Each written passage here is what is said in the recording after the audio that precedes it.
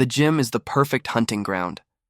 People come here to lose themselves in the music and the burn, leaving their guards and their vulnerabilities wide open. My name is Kevin. To the regulars at Iron Onyx, I'm the 26-year-old trainer with the perfect squat form and a supportive smile. But my real workout happens in the locker room.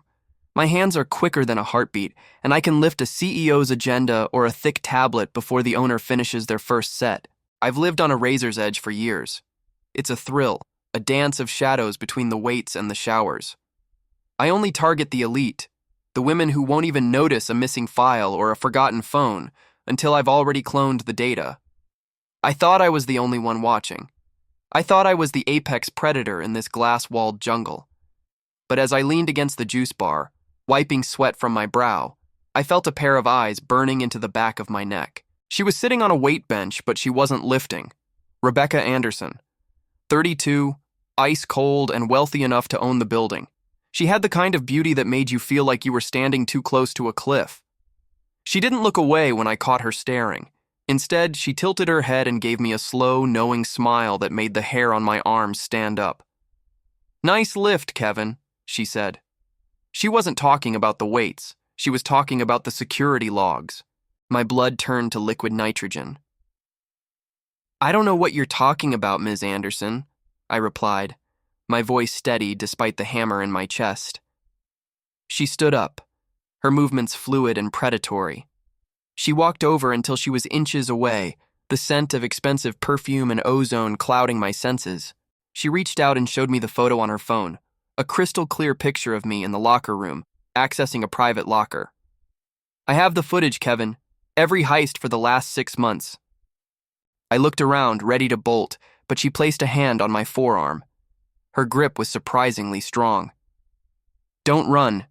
If I wanted you in prison, the police would already be here. I don't want your freedom, Kevin. I want your stealth." She leaned in, her whisper grazing my ear. "My ex-husband, Duncan Taft, is burying evidence of a $40 million financial fraud in a private offline server. It's in his penthouse vault. I need a thief. And you're the most invisible one I've ever seen." The job was corporate suicide. Breaking into Duncan Taft's penthouse was like trying to hack Fort Knox. "Why me?" I hissed, pulling her into the empty yoga studio. "Why not a professional hacker?" Rebecca looked at me, her blue eyes softening for the first time.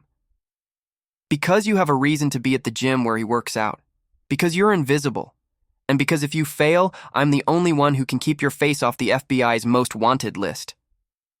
I spent the next week under her thumb. By day, I was her trainer, putting her through grueling sessions that felt like a cover for the real training. By night, we sat in her darkened apartment, poring over blueprints of the Taft Tower. She was brilliant, cold, and calculated. But in the quiet moments when the city lights reflected in the wine glasses, I saw a flicker of something else, a loneliness that mirrored my own. We were both thieves. I stole data. She stole control. "Duncan destroyed my family," she told me one night, her voice a low, jagged rasp. "He took the company, the reputation, and left me with nothing but this obsession."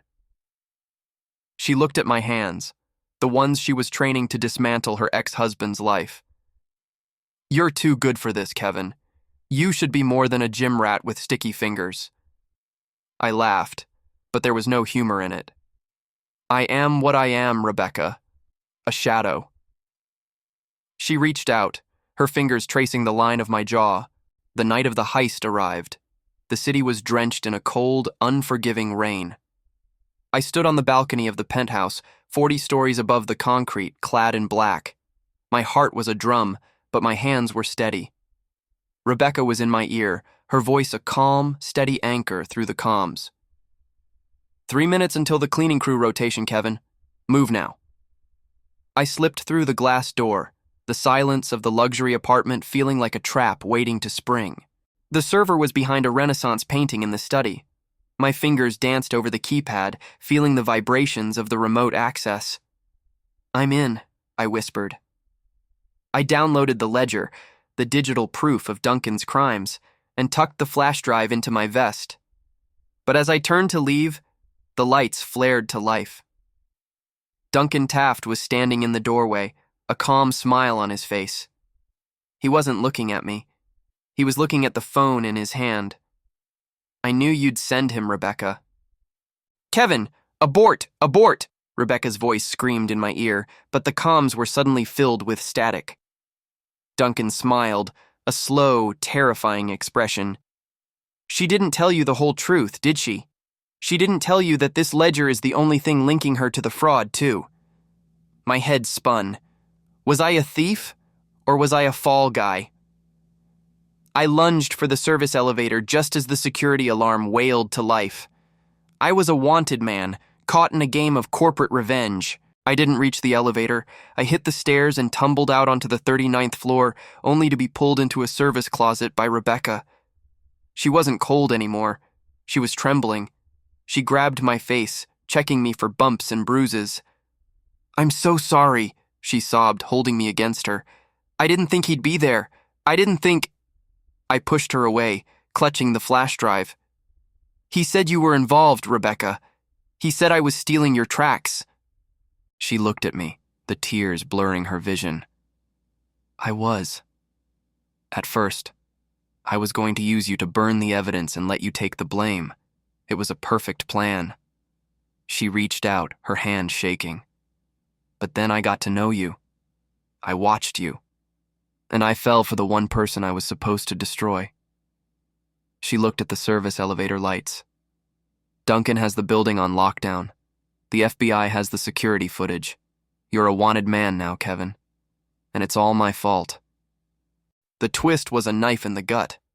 The woman I had started to trust, the woman who had seen the real me, had built a cage around my life. But as I looked at her, I saw she was in the cage with me. She had risked everything to pull me into that closet. "We have to disappear," she whispered, grabbing a bag from the floor. "I have new IDs, cash, a private jet in the harbor. We leave tonight."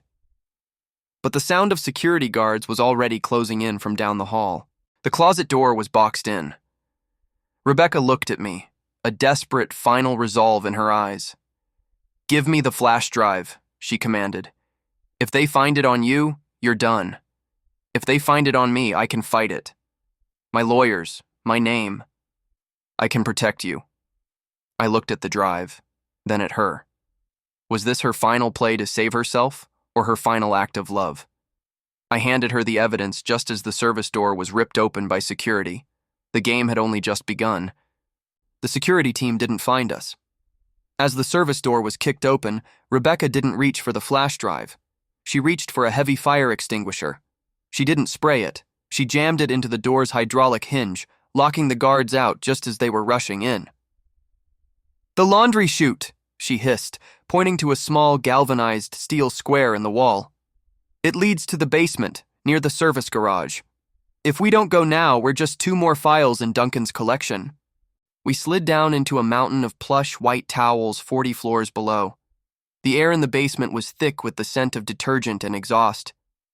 Rebecca scrambled out first, her expensive heels abandoned somewhere in the Taft Tower. "The black SUV, Bay 7, she panted, her eyes scanning the dark concrete pillars. We reached the car just as the building's silent alarm turned into a deafening wail. She didn't get in the driver's seat. She threw me the keys. "Drive, Kevin, like you're escaping a life sentence." I floored it, the tires screaming as we exited into the rainy Philadelphia night.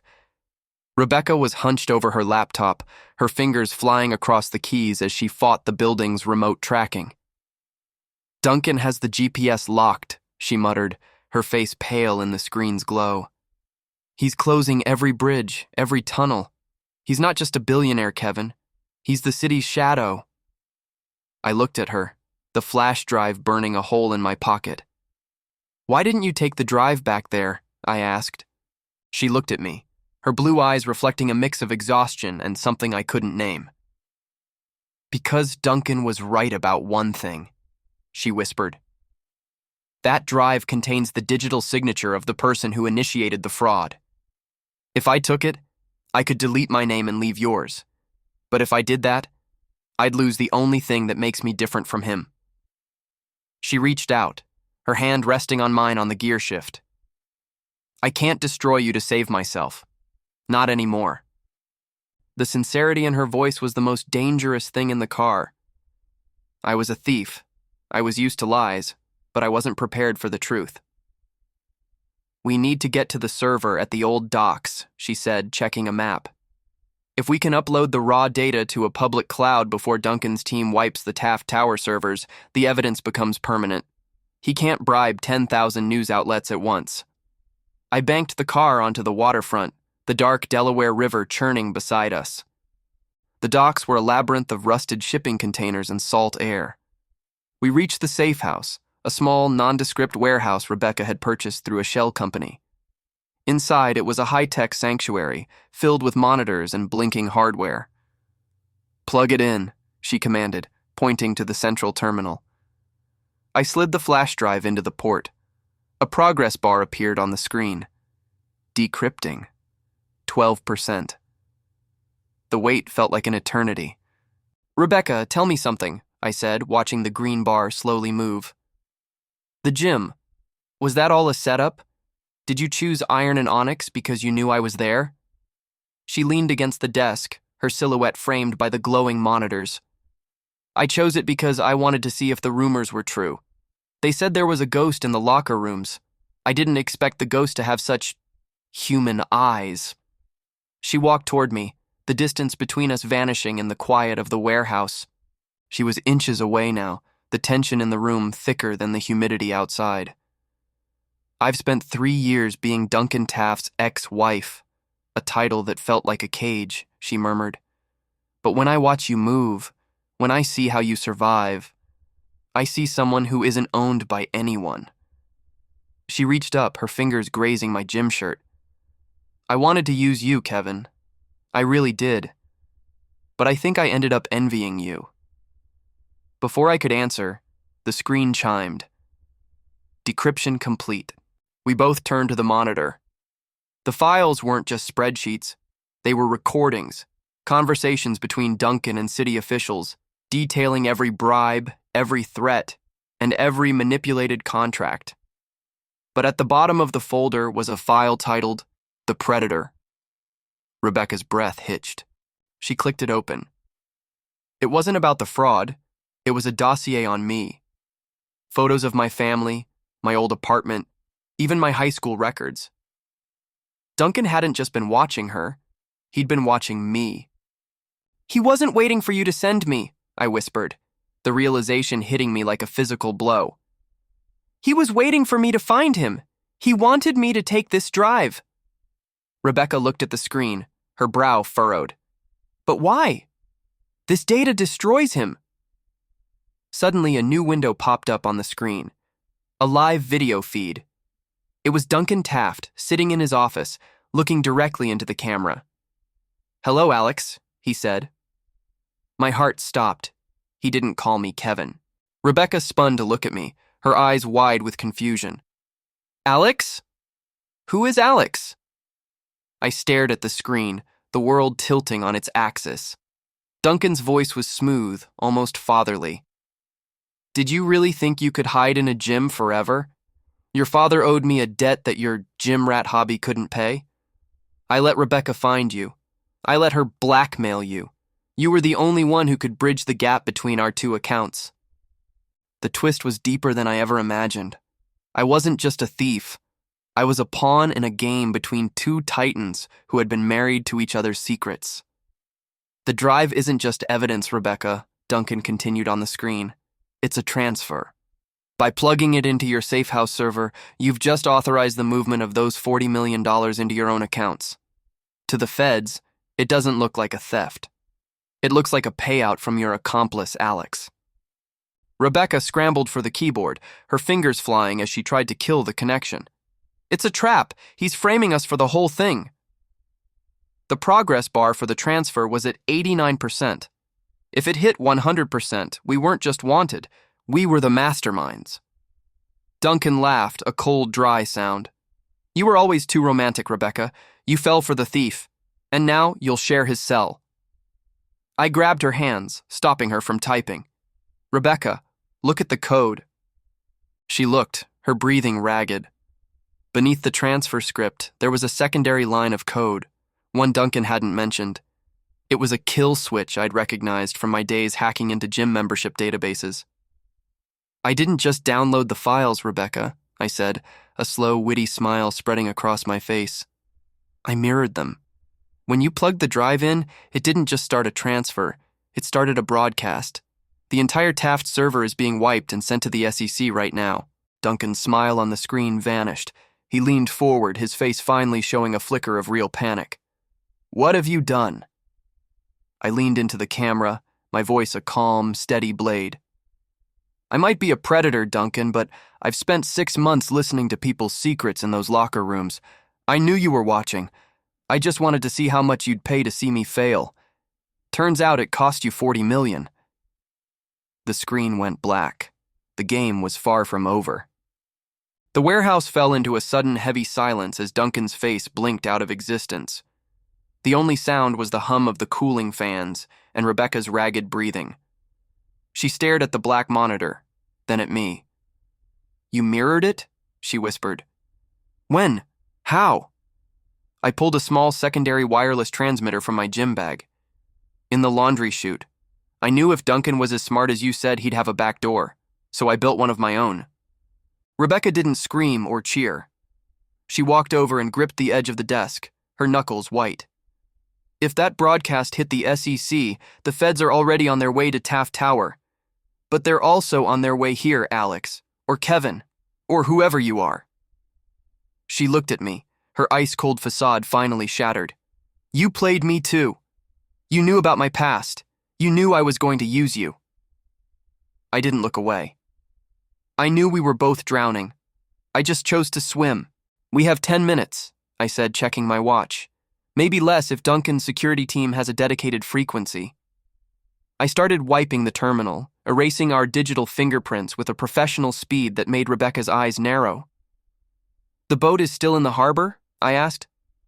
She nodded, slowly regaining her composure. "The Lady May, Pier 14. It's registered to a dead corporation. If we can get past the perimeter, we can be in open water by dawn." We exited the warehouse into the biting Philadelphia rain. The city felt different now, less like a hunting ground and more like a maze that was slowly shrinking. We didn't take the SUV, it was too easy to track. We took a beat-up motorcycle hidden under a tarp in the alley. Rebecca climbed on behind me, her arms wrapping around my waist so tight I could feel her heart racing against my back. "Don't look back," she whispered. "Just drive." The pier was a ghost town of rusted cranes and empty salt piles. We ditched the bike behind a dumpster and moved through the shadows toward Pier 14. The Lady May was a sleek white motor yacht, looking like a diamond in a coal mine. But as we stepped onto the gangplank, a voice rang out from the deck. "I always loved this boat, Rebecca. It was the only thing in the settlement I actually regretted giving you." Duncan Taft was standing at the railing, but he wasn't alone. 2 men in suits stood behind him, their hands visible but tucked into their pockets, a non-violent but clear display of management. Duncan looked remarkably calm for a man whose empire was currently being liquidated by the federal government. "The SEC is at the tower, Alex," Duncan said, nodding toward me. "But they're looking for a thief, not a CEO. I have 24 hours before the warrants are signed." "What do you want, Duncan?" Rebecca stepped forward, her voice a sharp, defensive blade. "You've lost. The money is gone, the reputation is ruined. Just let us go." Duncan walked down the gangplank, his expensive loafers clicking on the wood. "I don't care about the money. I care about the legacy. You have the drive, Alex, the one with the encryption keys to the secondary server, the one the SEC didn't get." He held out his hand. "Give it to me, and you both walk." I looked at Rebecca. She was staring at Duncan with a hatred so pure it felt like a physical heat. Then she looked at me. I reached into my pocket and pulled out the drive. It was small, silver, and held enough power to rebuild Duncan's shadow empire from the ashes. "He's lying, Kevin," she whispered. "If you give him that, he won't let us walk. He'll make sure we're the ones who take the fall for the broadcast." "She's right, you know," I said, looking at Duncan. You're a man of patterns, Taft. You don't leave survivors, you leave accidents. I moved toward the edge of the pier, dangling the drive over the churning black water of the Delaware. The SEC might not have this server yet, but if I drop this, no one ever has it again. You'll be a billionaire with no bank and a ghost with no house. Duncan's face finally twitched. Don't be a fool, boy. I'm not a boy. I'm the ghost from your locker room, I said. And the thing about ghosts is, we don't need legacies. I looked at Rebecca. Do you trust me? She looked at the drive, then at the man she had spent 3 years trying to destroy. With my life, she said. I didn't drop the drive. I tossed it, not to Duncan, but to the lead security guard. The man caught it instinctively. Duncan's eyes lit up with a momentary triumph. There, Duncan breathed, reaching for the guard. Now get them off my pier. But as the guard handed the drive to Duncan, a siren began to wail. Not from the street, but from the boat's own speakers. A recorded voice, cold and mechanical, filled the air. Security breach detected, local authorities notified, evidence upload 100%. I smiled as Duncan stared at the drive in his hand. It wasn't an encryption key, Duncan. It was a GPS beacon. The witty reversal was absolute. I hadn't brought the real drive to the pier. I had brought a tracker programmed to trigger a police response the moment it moved more than 10 feet from my person. The blue and red lights began to dance across the shipping containers at the entrance of the pier. Duncan looked at the drive, then at the police cars, then at me. He didn't run. He just slumped against the railing, the weight of his own arrogance finally breaking him. Go, I said to Rebecca, pointing toward the Lady May's smaller tender boat hidden on the other side of the pier. Marcus, the security guard from the tower. He's my brother. He's the one who let me into the penthouse. He'll make sure the feds think Duncan was trying to flee. Rebecca stared at me, the pieces of the puzzle finally falling into place. The guard? The brother? You've been planning this since the day I met you? I didn't plan for you to fall for me, I said, taking her hand. That was the only variable I couldn't account for. The police were on the gangplank now, their voices barking orders. We slipped into the tender boat, the engine muffled as we drifted away into the rainy dark. Behind us, Duncan Taft was being led away in silence, a predator caught in a net made of his own shadows. We were free, but we were still ghosts. We reached the opposite bank, the city skyline a blur of neon and rain. Rebecca looked at me as we stepped onto the sand. So what now, Alex? Or Kevin? Or whatever your name is. I looked at her, the woman who had tried to destroy me and ended up saving me. My name is Alex, I said, pulling a real, untampered flash drive from my boot. And I think we have about $40 million to return to the people Duncan Taft stole it from. Witty, isn't it? The city lights looked like fallen stars in the river's reflection. We walked away from the pier, the sound of Duncan's protests fading into the hum of the Philadelphia night. Rebecca didn't ask where we were going. For the first time in her life, she wasn't the one holding the map. She just held my hand, her grip tight, as if she were afraid I'd dissolve back into the locker room shadows. 40 million, she murmured. That's a lot of justice to hand out in one night. It's not just justice, I said, leading her toward a nondescript parking garage. It's a clean slate, for all of us. We reached a silver sedan, the keys already tucked under the wheel well. Inside, the car smelled of stale coffee and new beginnings. I opened the glove box and pulled out 2 passports, one for Alex, one for Rebecca. My brother didn't just help with the heist, he helped with the exit. We have a flight to Zurich in 3 hours. From there, the money goes back. Rebecca looked at the passport, her thumb tracing the embossed seal.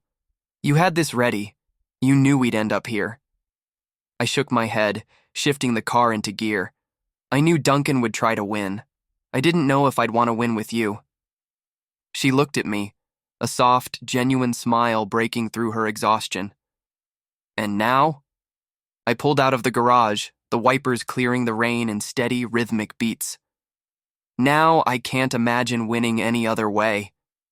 The drive to the airport was a blur of neon signs and highway markers. The tension in the car was different now. It wasn't the pressure of a hunt, but the weight of a shared future. "What about Iron and Onyx?" Rebecca asked suddenly. "You spent 6 months being their favorite trainer. They're going to miss your squat tips." I chuckled. "I think the ghost of the locker room is a better legend to leave behind. Besides, I think I'm retired from fitness." We reached the terminal, the bustling crowds of travelers providing the perfect cover.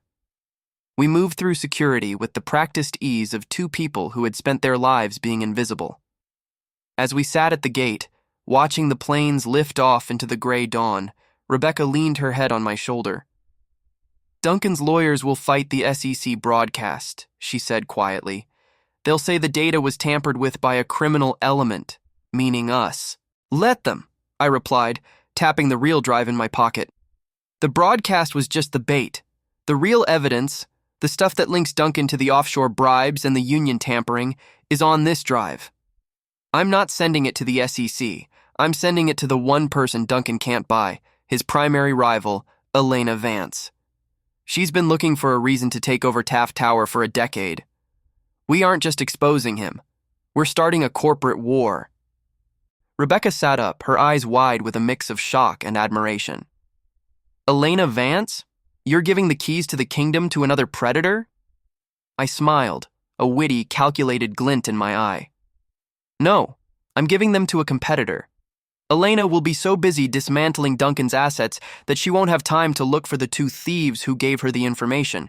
We're using the system to erase ourselves. It's the ultimate pickpocket move, Rebecca." The flight was called.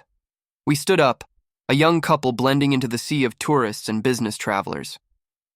As we walked down the jet bridge, I felt a vibration in my pocket. My burner phone. A single text from my brother, Marcus.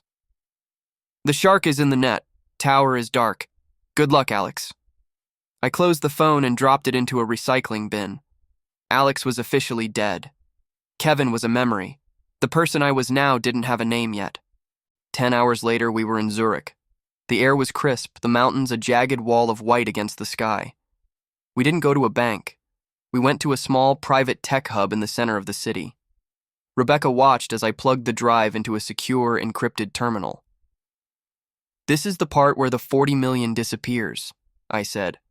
"Not into a pocket, but into 10,000 individual anonymous payments to the families Duncan Taft defrauded." The progress bar appeared. Restitution distribution, 1%. It was a slow process, designed to bypass the global anti-money laundering filters by mimicking small, legitimate insurance rebates. "It'll take a week to complete," I explained. "By the time the Taft estate realizes the money is missing from the secondary server, it'll be in the hands of people who actually need it." Rebecca watched the screen, her reflection glowing in the green light of the code.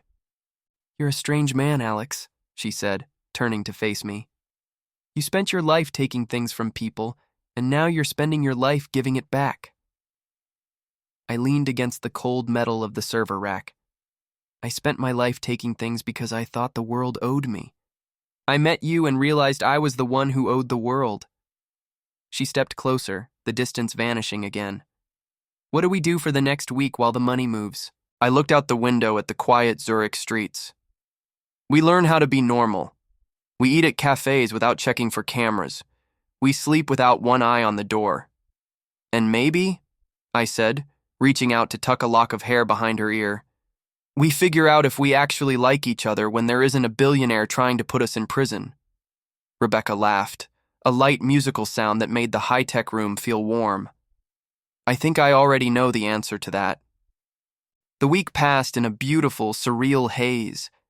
We stayed in a small apartment overlooking the lake. We talked about everything: our childhoods, our regrets, our favorite gym workouts. The thriller was over, but the romance was just starting to feel real. On the 7th day, the terminal chimed. Distribution complete. Balance 0.00. The predator's debt was paid in full. We were broke, we were anonymous, and we were finally, truly free. We were sitting at a lakeside cafe when the news broke on a nearby TV. Taft Empire collapses. Elena Vance announced as interim CEO. Duncan Taft faces 50 counts of financial fraud. The screen showed a brief clip of Duncan being led out of a courthouse, looking older and smaller than I'd ever seen him. Rebecca didn't look away. She didn't cheer. She just took a sip of her coffee and squeezed my hand under the table. "He looks like he's lost his squat form," she noted. I laughed, leaning back into the sun. "He never had good form, Rebecca. He always relied on the weight of other people's lives to keep him balanced."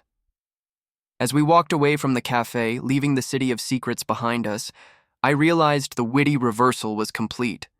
The thief had stolen a life, the masterminds had lost their game, and the secretary had found a reason to stay.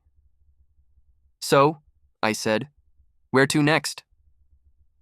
Rebecca looked at the horizon. "Somewhere without a locker room." Zurich was a beautiful sanctuary, but the world of shadow finance doesn't let go easily.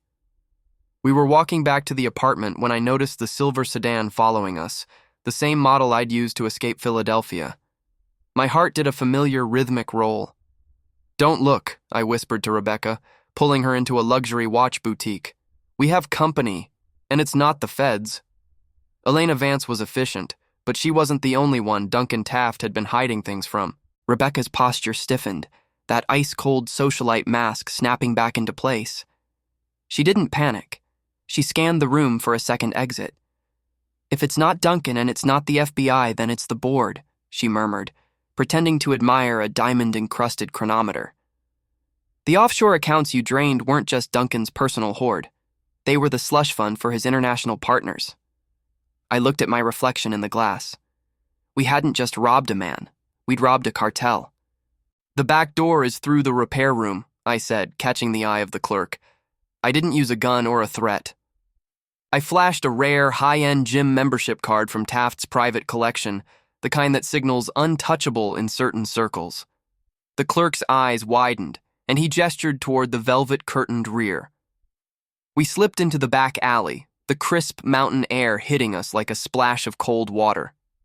"We need to move," I said. "Now." We didn't go to the airport. In 2026, every biometric sensor in Zurich was a trap.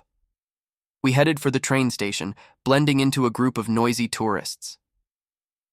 "If the board is after us, the 40 million isn't the problem," Rebecca said as we boarded a high-speed rail to Milan.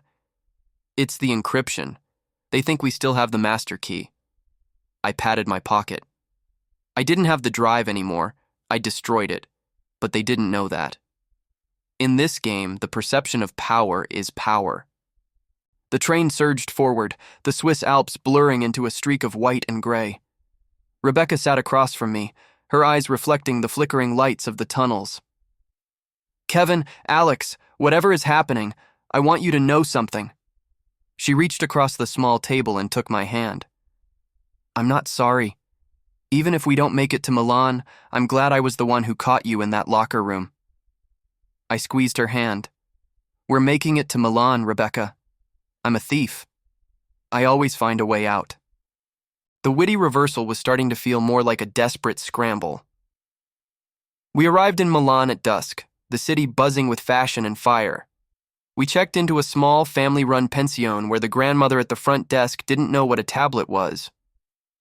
"We need to leak the secondary files," I said, opening my laptop. "The ones about the board. If we make them as toxic as Duncan, they'll be too busy fighting their own legal battles to hunt us." "But we don't have the drive," Rebecca reminded me. I smiled, the old ghost of the gym confidence returning. "I didn't destroy it in Zurich.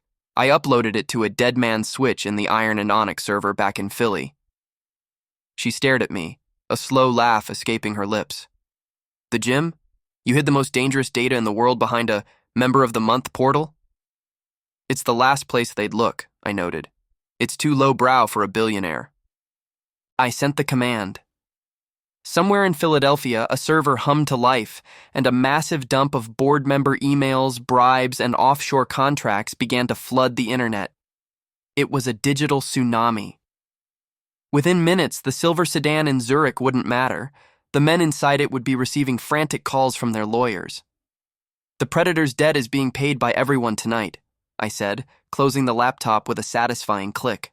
The next morning, the headlines were a chaotic masterpiece of corporate ruin. Taft board resigns amidst massive leak. Global markets shaken by locker room ghost whistleblower. Rebecca and I sat on a small balcony, eating pastries and watching the Milanese morning unfold. We were officially the most famous ghosts in the world, yet no one knew our faces. "We're broke, Alex," Rebecca said, but she was smiling. Truly, deeply broke. "Not quite," I said, reaching into my bag and pulling out a small vintage gold coin I'd swiped from Duncan's desk during the final seconds of the heist. It's a 1933 double eagle, one of the rarest in the world. Duncan used it as a paperweight. Rebecca's eyes went wide. "How much is it worth?" "Enough for a villa in Tuscany and a very quiet life." I tossed the coin into the air and caught it. "Consider it a tip for the best trainer in New York." She leaned back, the sun warming her face. "You really are a terrible influence, you know that?" I pulled her close, the thrill of the chase finally replaced by a deep, resonant peace. "I prefer to think of myself as an expert in redistribution." We left Milan that afternoon, heading south toward the olive groves and the silence. The thriller had ended, the corporate war was won, and the romantic gamble had paid off in a currency more valuable than gold. 2 months later. The villa in Tuscany was real, a stone house with blue shutters and a view of the rolling hills. We were known to the locals as the Americans, a quiet couple who spent their days reading and their nights cooking. The name Alex was gone. The name Rebecca was gone. We were simply us. But one afternoon, a courier arrived with a package. No return address, just a small black box with the Iron and Onyx logo on it. My heart hammered against my ribs as I opened it. Inside was a pair of high-end lifting straps and a handwritten note. "Your squat form was always a little off. Stay low. M. Marcus." My brother was safe, and he was still watching over us from the shadows of Philadelphia. I showed the note to her. She smiled, her eyes misty. "I guess even ghosts have family," she whispered. We burned the note in the fireplace, the smoke rising into the Italian sky. "Do you ever miss it?" she asked that night, looking out at the stars. "The gym, the locker rooms, the thrill of the take?" I looked at her, the woman who had turned my life into the ultimate heist. "I found the most valuable thing in that gym, Rebecca. Everything else was just practice." She leaned in, her kiss tasting of wine and the future. The game was over. The predator had found a home, and the debt was finally, beautifully, settled. As we sat together in the quiet of the Tuscan night, I realized the witty reversal was complete. I had started as a man stealing from others to feel alive, and ended as a man who had everything by giving it all away. We were no longer defined by what we took, but by what we kept, each other. The world would keep spinning, empires would rise and fall, but the ghost of the locker room had finally found the one thing he couldn't steal: a happy ending. Tuscany was a dream, but in our world, dreams are only as safe as the secrets behind them. One evening, a familiar black SUV, not a sedan, but the armored type Duncan used for special extractions, pulled up the gravel drive. I felt the old adrenaline spike. I didn't reach for a weapon. I reached for my laptop. But the person who stepped out wasn't a hitman. It was Elena Vance. She looked at the stone villa with an appraising, clinical eye. "It's a long way from Iron and Onyx, Alex," Elena said, her voice cutting through the sound of the cicadas. Rebecca stepped onto the porch, her jaw set in that familiar, defiant line. "How did you find us, Elena? I thought the board had you tied up in court." Elena smiled, and for the first time it didn't look like a threat. "I'm the CEO now. I don't go to court. I send people there. And I didn't find you. Marcus did. He said you were getting bored." Elena set a briefcase on the outdoor table. "Duncan is serving 20 years. The board is dismantled, but Taft Tower is sitting on a mountain of assets that have no legal owner. 40 million was just the tip of the iceberg." She looked at both of us. "The world thinks the locker room ghost is a hero. I think the ghost is a strategic asset. I'm not here to take your gold coin, Alex. I'm here to offer you a job. Officially. A job? I laughed, looking at the olive groves. Doing what? Training your staff in squat form? Elena didn't smile. Doing what you do best. Finding the rot in the system before it becomes a cancer. I need a pair of outsiders who know how to move in the shadows. High-stakes corporate auditing with a thief's perspective. You'd be based in London. New names, new lives, and a salary that would make Duncan Taft look like a pauper. Rebecca looked at me, the silent communication between us more powerful than any contract. We had spent months trying to be normal, but the truth was, we were both built for the edge. The quiet of Tuscany was beautiful, but we were both predators who had run out of prey. What's the catch, Elena? Rebecca asked. There's always a catch. Elena leaned in. The catch is that if you get caught, the Foundation doesn't know you. You're still ghosts. We're used to being ghosts, I said. I looked at the gold coin sitting on the table. It was a beautiful relic, but it was a dead thing. The work Elena was offering, the chance to take down people like Duncan from the inside, was a living fire. I looked at Rebecca. She gave a single, sharp nod. The thrill was back. The witty reversal had evolved. We weren't just the people who broke the system. We were the ones who were going to fix it. We'll take the job, I said, sliding the briefcase back toward her. But on our terms. Marcus comes with us. He's our lead on the ground. Elena stood up, her hand extended. He's already on the plane. See you in London, Alex. Try not to steal anything from the office on your first day. As her SUV pulled away, leaving a trail of dust in the twilight, I felt a weight lift. We weren't running anymore. We were hunting. The move to London was seamless. In 2026, the city was a sprawling metropolis of glass and history, the perfect playground for a pair of high-level auditors. We had an apartment overlooking the Thames, a sleek office in the city, and a mission that felt like justice. Our first target was a hedge fund manager who was skimming from teacher pensions. He never saw us coming. To him, we were just a high-end trainer and a wealthy consultant. The irony was delicious. Every day, I'd walk into these massive glass towers, my trainer's bag over my shoulder, and while the elite were sweating through their reps, I was bleeding their servers dry. Rebecca was the face, the sharp-witted strategist who sat in the boardrooms, distracting them with legal jargon while I moved through their digital locker rooms. We were the perfect team. The romantic thriller had become a professional partnership. One night after a successful audit of a corrupt shipping mogul, we sat on our balcony watching the lights of London. Do you think Duncan knows? Rebecca asked, sipping a glass of wine. Do you think he knows he's the reason we're doing this? I leaned back, the city's pulse thrumming beneath us. Duncan thought he was the master of the game. He never realized he was just the tutorial. We're the real players now. The witty reversal was complete. We had taken the skills we used for survival and turned them into a weapon for the greater good. We were still thieves in a way, but we were stealing back the future for people who didn't even know they were losing it. And in the process, we had found the one thing Duncan Taft could never buy or blackmail, a relationship built on absolute, unvarnished truth. My phone buzzed, a secure line, encrypted through Elena's foundation. A new file had arrived. Target, the Sterling Group. Location, Iron Onyx, London branch. I showed the screen to Rebecca. She laughed, a bright, dangerous sound. Back to the gym, Alex? Really? I grabbed my gym bag and checked my watch. It's a classic for a reason, Rebecca. Besides, I heard their CEO has terrible form on the leg press. We walked out of the apartment, the night air cool and full of possibility. We weren't the people we were in Philadelphia.